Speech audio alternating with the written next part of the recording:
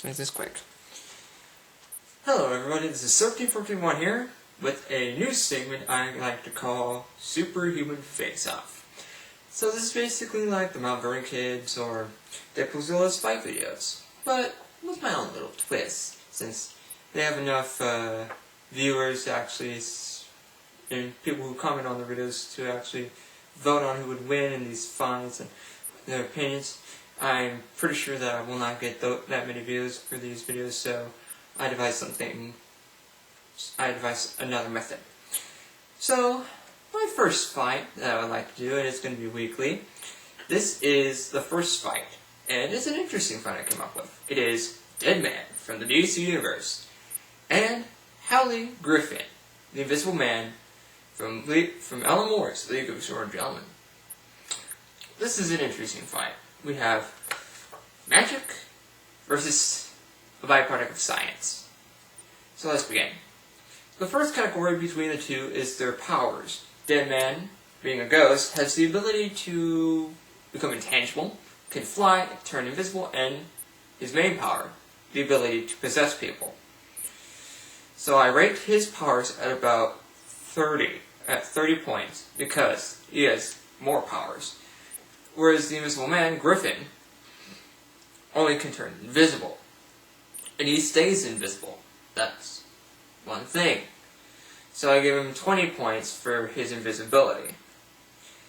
And next is skills. Now skills can be anything. In the case of Boston Brand, aka Deadman, before he died, he was an amazing acrobat. An Olympian scale acrobat.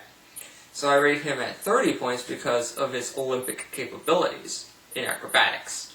And I also gave 30 points to the Invisible Man Griffin because he was a scientist that developed the product that turned him invisible to begin with. And also, he's a bit of a murderer and psychopath, which would also involve him figuring out some interesting ways to kill people when using his powers.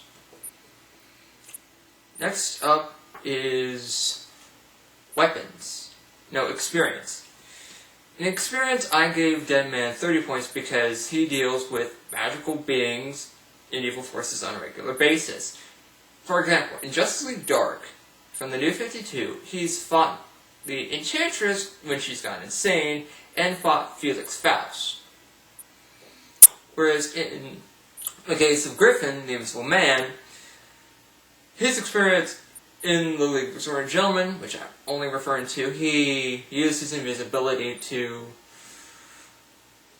rape girls in a school, which is beyond horrendous.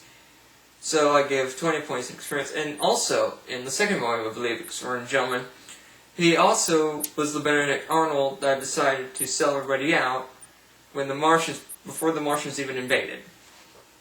So I have 20 points for that. And now, weapons. Since Deadman's a ghost, he can't really hold anything, so no weapons.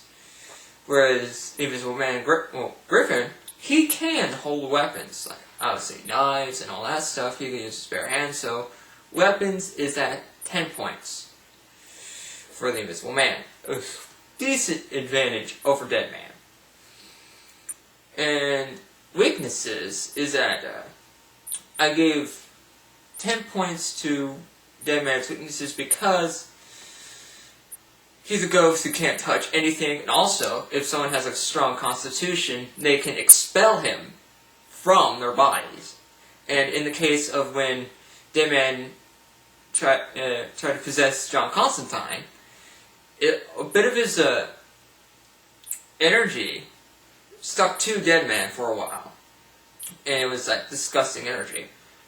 And another weakness one weakness for the Invisible Man is that he can't change back. He cannot be human. No one can see him unless he's wearing clothes or bandages. And plus, that's one of the major weaknesses. He can never look himself in the mirror without putting on clothes again. So that's one weakness. And also his mind is also a major weakness, so that's another 10 points technically 5 for the never being able to change back again, and the other 5 for his mind. And now, the grand finale. An X Factor. Their X Factors are going to be the crucial points of this fight.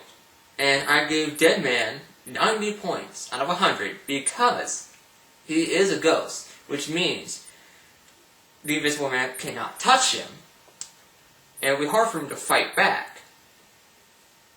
But but an X Factor, which I award 50 points to the Invisible Man, is that if he takes all the clothes off, it will be hard for Deadman to see. Deadman would have to figure out a way to actually trick the Invisible Man into actually bumping into paint, having water splashed on him, or something like that. So I awarded the Invisible Man 50 points. And now, who is the winner of the first episode of Superhuman Face-Off? And we have the winner, and that is Deadman with 190 points. And it's all because of his X Factor and the crucial elements of his powers, skills, and experience.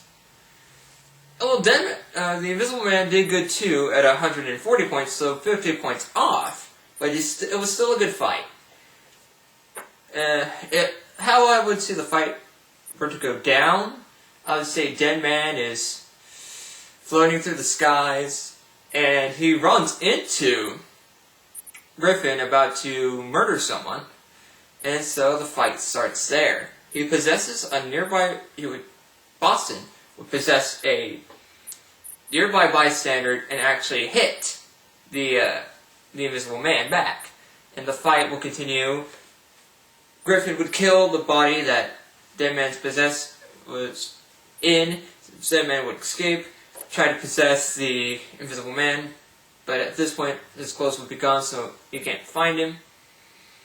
But then the Invisible Man would make a critical flaw and land into like some meat or garbage or whatever.